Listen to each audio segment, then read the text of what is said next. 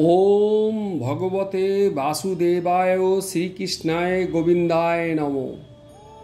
সকল ভক্তদের, সকল সাবস্ক্রাইবারদের, সকল গুরুজনদের প্রণাম জানিয়ে আজকে আমার নতুন ভিডিও নিয়ে শুরু করছি। ভগবান শ্রীকৃষ্ণের উপদেশ বলি, গীতা থেকে আমি বলছি। আমার সকল বন্ধুরা, ভক্তরা সকলে গোবিন্দায় নমো, রাধে রাধে বলো।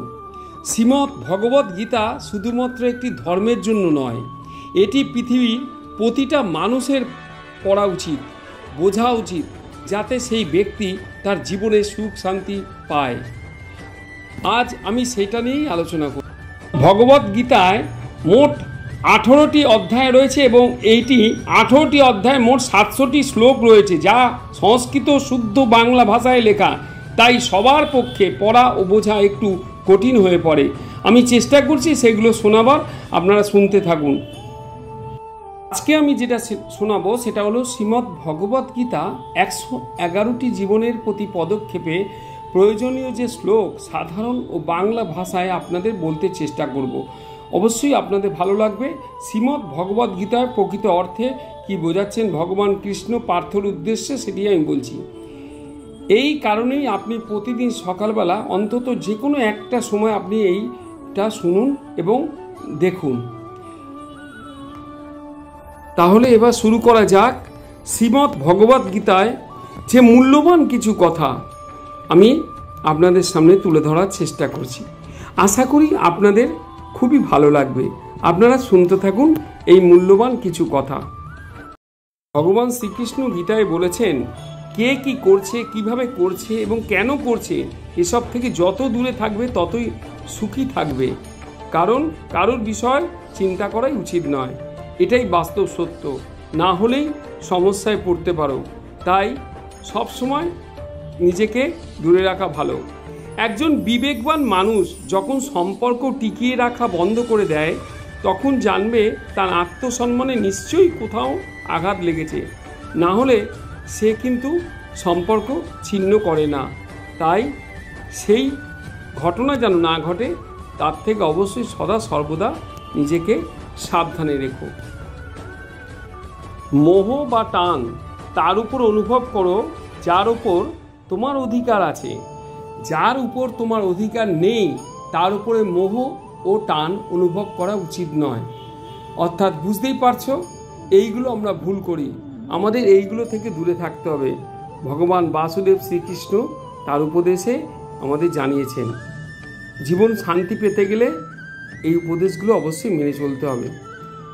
যারা অন্যের কষ্ট বোঝে, যাদের মমতা আছে এবং হৃদয় থেকে যারা শুদ্ধ, তাদের আর জন্ম নিতে হয় না।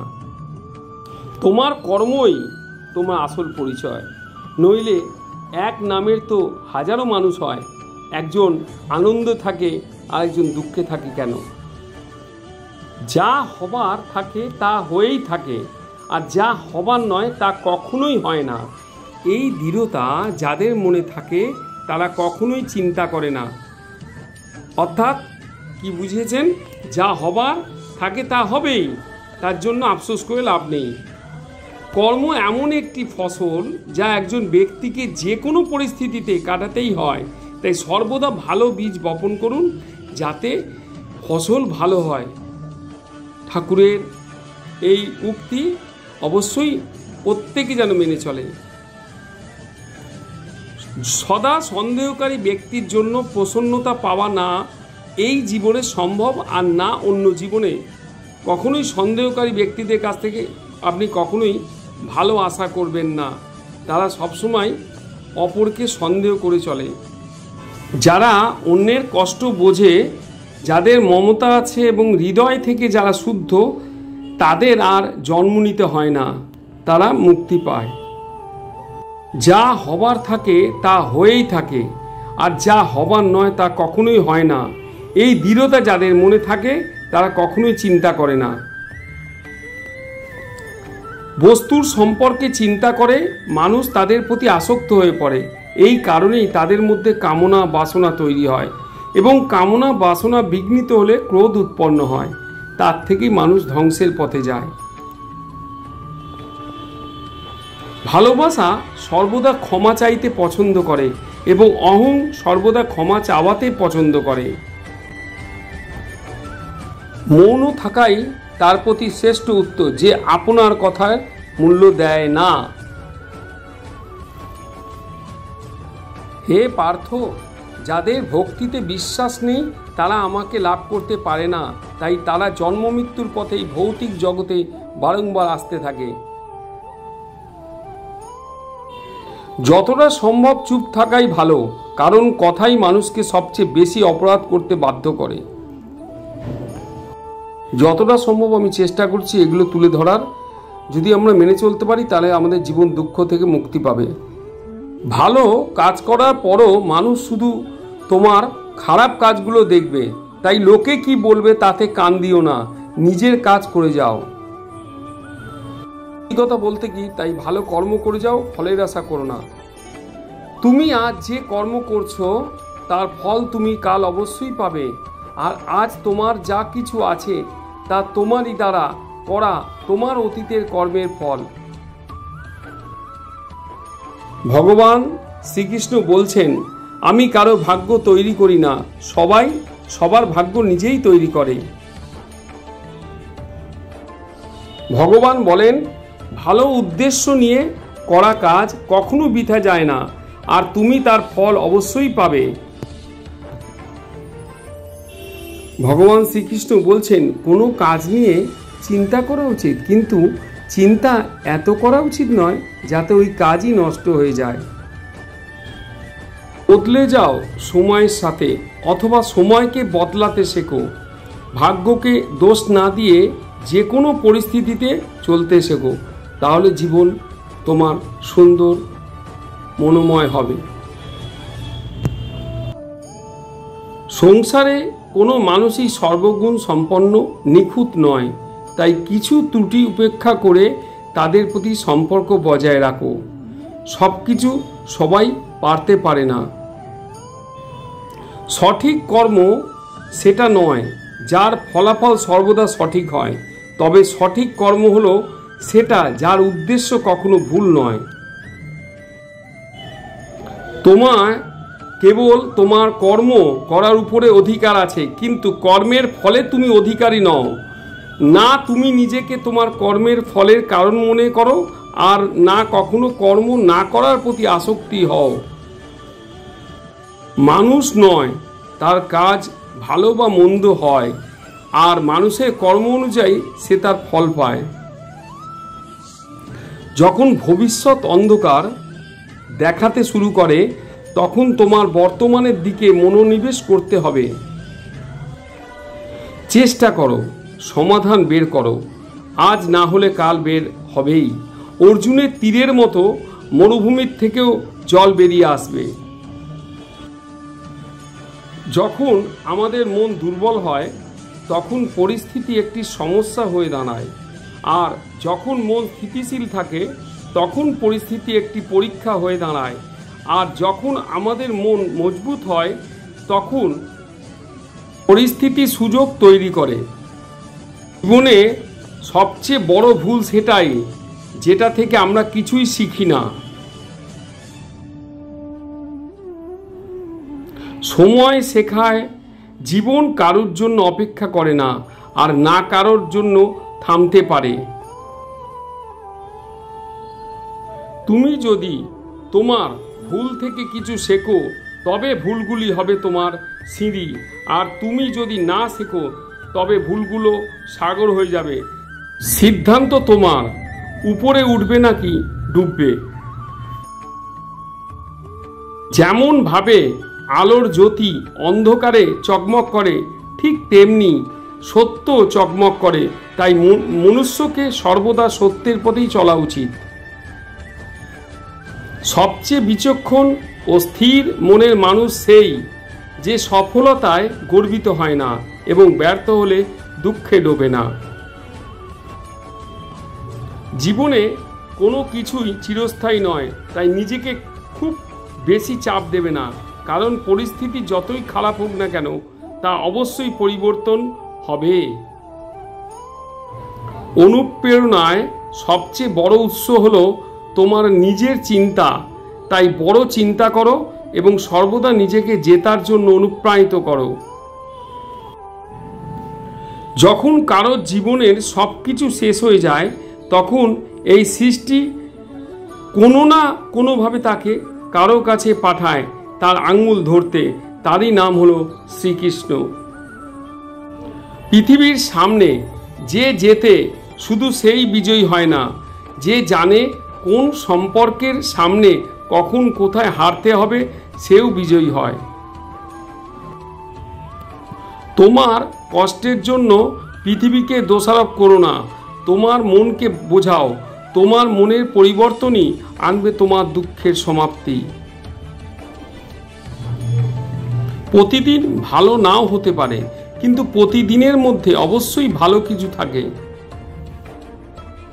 তোমার বিশ্বাস একটি পাহাড়কেও নাড়াতে পারে, কিন্তু তোমার মনের সন্দেহ আরেকটি পাহাড়কে তুলে দাঁড় করাতে পারে না। যখন পরিবারের সদস্যদের অপ্রীতিকর মনে হয় এবং অপরিচিতদের নিজের মনে হয়, তখন বুঝে নেবে ধ্বংসের সময় শুরু হয়ে গেছে। তোমাদের সমস্ত কষ্ট সেই দিনই শেষ হবে যখন তোমরা বিশ্বাস করবে যে তোমাদের সমস্ত কাজ ভগবানের ইচ্ছায় হয়। এই সংসারে দুই প্রকারের ব্যক্তিরা স্বর্গের উপরে দরজা পায়। এক, যারা ক্ষমতাবান হয়েও ক্ষমা করা জানে, আর দুই, যারা স্বয়ং দরিদ্র হওয়া সত্ত্বেও দান করে। আমার তোমার ছোট বড় আপন পর মুছে ফেলো মন থেকে, তারপর সব কিছু তোমার হবে আর তুমি সবার হবে। আমি ব্যক্তিগতভাবে আমার পরম ভক্তদের কল্যাণের দায়িত্ব নিই, যারা সর্বদা আমাকে স্মরণ করে বা শুদ্ধ মনে আমাকে পূজা করে। উত্থান হঠাৎ কারো হয় না, সূর্য ধীরে ধীরে উদিত হয় এবং উপড়ে ওঠে। যার ধর্ম ও তপস্যা আছে সেই পৃথিবীকে আলোকিত করে। যখন বিনাশ প্রারম্ভ হয় তখন তা শুরু হয় বাণীর উপর নিয়ন্ত্রণ হারানো থেকে। সৌন্দর্য নির্ভর করে তোমার দৃষ্টিকোণের উপর। কেউ কাদায় ফুটে থাকা পদ্ম দেখে প্রলুব্ধ হয়, আবার কেউ চাঁদেও দাগ খুঁজে পায়। কোনো ব্যক্তিকে ভালোভাবে না জেনে অন্যের কথা শুনে তার সম্পর্কে কোনো অনুমান করা বোকামি। প্রতিকূলতায় ধৈর্য ও সমৃদ্ধিতে দয়া এবং সংকটে সহনশীলতা মহান মানুষের বৈশিষ্ট্য। স্বর্গ লাভ করে বহু বছর সেখানে বসবাস করার পর একজন ব্যর্থ যোগী আবার ধার্মিক ও সমৃদ্ধ পরিবারে জন্মগ্রহণ করে। প্রেম শরীর বা সৌন্দর্য থেকে হয় না, প্রেম হৃদয় থেকে আসে। যেখানে দুটি হৃদয় মিলিত হয় সেখানেই ভালোবাসার জন্ম হয়। যদি শুদ্ধ মনে কিছু চাওয়া হয়, তা ভগবান যা ভাগ্যে আছে তার চেয়েও বেশি দেন। যা হয়েছে তা ভালোই হয়েছে, যা হচ্ছে তা ভালোই হচ্ছে, যা হবে তা ভালোই হবে। আমার তোমার ছোট বড় আপন পর মুছে ফেলো মন থেকে, তারপর সব কিছু তোমার হবে আর তুমি সবার হবে। জীবনে শেষ বলে কিছু হয় না, আমাদের জন্য সবসময় একটি নতুন শুরু অপেক্ষা করে, সেই নিয়েই এগোতে হয়। উত্থান হঠাৎ কারো হয় না, সূর্য ধীরে ধীরে উদিত হয় এবং উপরে ওঠে। যার ধর্ম ও তপস্যা আছে সেই পৃথিবীকে আলোকিত করে।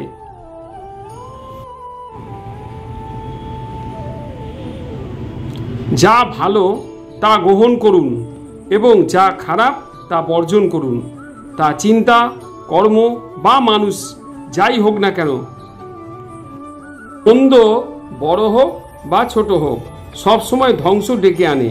কারণ নৌকা গর্ত ছোট হোক বা বড় হোক, তা নৌকাকেই ডুবিয়ে ছাড়ে।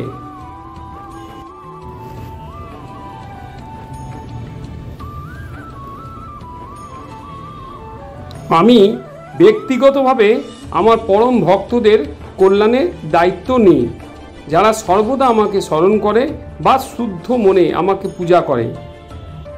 যে দান বিনা সৎকারে কুপাত্রকে দেওয়া হয় সেই দানকে তমস দান বলা হয়। পরিবার বা সমাজ দুটোই ধ্বংসের পথে চলে যায় যখন জ্ঞানী ব্যক্তি নীরবতা পালন করে আর অজ্ঞানী বলতে থাকে। হে অর্জুন, যে ব্যক্তি পূর্ণ বিশ্বাসের সাথে কোনো দেবতার পূজা করতে চায়, আমি সেই দেবতার প্রতি তার বিশ্বাস দৃঢ় করে দিই। তুমি ফিরে যেতে পারবে না আর শুরুকে পরিবর্তন করতে পারবে না, কিন্তু তুমি যেখানে আছো সেখান থেকে শুরু করতে পারো আর শেষকে অবশ্যই পরিবর্তন করতে পারো। ভগবান অর্জুন পার্থকে বলছেন, যখন আশা ভঙ্গ হতে শুরু করে আর কোনো পথ দেখা যায় না, তখন অবশ্যই একবার শ্রীমদ্ ভগবদ্ গীতায় আশ্রয় নেবে। হে সকল আমার বন্ধুগণ, সকল ভক্তগণ আর সকল সাবস্ক্রাইবাররা, তোমাদের উদ্দেশ্যে আমার একটাই বলার কথা, ভগবদ্ গীতায় অবশ্যই আমাদের জোর দিতে হবে। অন্তত কিছু না হলেও একবার অন্তত সারাদিনে পড়তে হবে। যদি বইটাও খুলে পড়তে অসুবিধা হয়, যখন সময় হবে তখন অবশ্যই আমার এই চ্যানেলটা খুলে একবার হেডফোন লাগিয়েও কানে শুনতে পারো, তাহলেও অনেক কিছু আমাদের পথ তৈরি হবে। এটা কোনো শাস্ত্রবিধি নয়, এটা হচ্ছে বিজ্ঞান, এটা মানুষের জীবনের পথ। মানুষের আজকে গোটা বিশ্ব, ভারতবর্ষ তো বটে, গোটা বিশ্বে অনাচার অবিচার চলছে, তার থেকে একমাত্র নিস্তার দেবে ভগবান শ্রীকৃষ্ণের এই গীতা। এই গীতা সত্যি কথা, যা যা শ্লোক বলা হয়েছে আমি তুলে ধরার চেষ্টা করলাম। 111টায় বর্ণিত এই উপদেশ বলি, আমাদের জীবন ধারণের অত্যন্ত প্রয়োজন। আজকে সংসারে এত অশান্তি, এত দলাদলি, এত হিংসা, এত বিদ্বেষ, অনাচার কুচার ভরে গেছে গোটা বিশ্বে। অন্তত গীতার এই উপদেশগুলি যদি আমরা ব্যক্তিগতভাবে মেনে চলি, তাহলে দেখবেন সংসারে কি দেশে আর অশান্তি থাকবে না। জাত ধর্ম নির্বিশেষে, এটা কোনো ধর্ম নয়, এটা কোনো জাত নয়, এটা শুধু মানব ধর্ম, যে ধর্মের মধ্যে দিয়েই একমাত্র ঈশ্বর সাধনা হয়। আমি সেই গীতার শ্লোক আমি এই 111টা চেষ্টা করলাম। এতে আমার বলায় অনেক হয়তো ত্রুটি বিচ্যুতি হবে, আমি চেষ্টা করলাম। যদি কোনো ত্রুটি বিচ্যুতি ভুল হয় আমায় মার্জনা করবেন। আমি সামান্য একটুখানি চেষ্টা করলাম। এই গীতা বলা বা পাঠ করার মতো যোগ্যতা হয়তো আমার নেই। আমি শুধু এই কত চ্যানেল জুড়ে কত নানান কুরুচিকর জিনিসপত্র ছড়িয়ে বেড়াচ্ছে বিভিন্ন মানুষজন, কিন্তু তার মধ্যে ভগবান কৃষ্ণের যদি এই গীতার শ্লোকগুলো একটু ব্যাখ্যা করা যায়, তাহলে মনও ভালো থাকবে। অন্তত সমাজের যে সমস্ত কুরুচিকর জিনিসগুলো থেকে দূরে থাকা যাবে আর আমাদের জীবন শান্তির ও মধুময় হবে। তাই প্রার্থনা করব সকলে মিলে জয় একবার বলুন, জয় রাধে রাধে, জয় শ্রীকৃষ্ণ, জয় গোবিন্দ বাসুদেব ভগবতে নারায়ণ নম বলে আমরা আজকে এখানে আমার ভিডিও, আমি গুরুকুল স্যার সুবীর চট্টোপাধ্যায়, এখানে শেষ করলাম। যদি ভালো লাগে অবশ্যই চ্যানেলটিকে সাবস্ক্রাইব এবং লাইক শেয়ার কমেন্টস করতে ভুলবেন না। আমি চেষ্টা করব আপনাদের পছন্দ মতো এই রকম কিছু মোটিভেশন ভিডিও, কিছু ধর্মীয় তত্ত্ব আমি তুলে ধরার চেষ্টা করব। কোনো ধর্ম প্রচারের ব্যাপার নয়, শুধু মানব ধর্ম প্রচারেই আমার কাজ। যে মানুষের জন্য যদি কিছু করতে পারি তাহলেই আমার শান্তি। সবাই ভালো থাকবেন, সুস্থ থাকবেন, সাবধানে থাকবেন।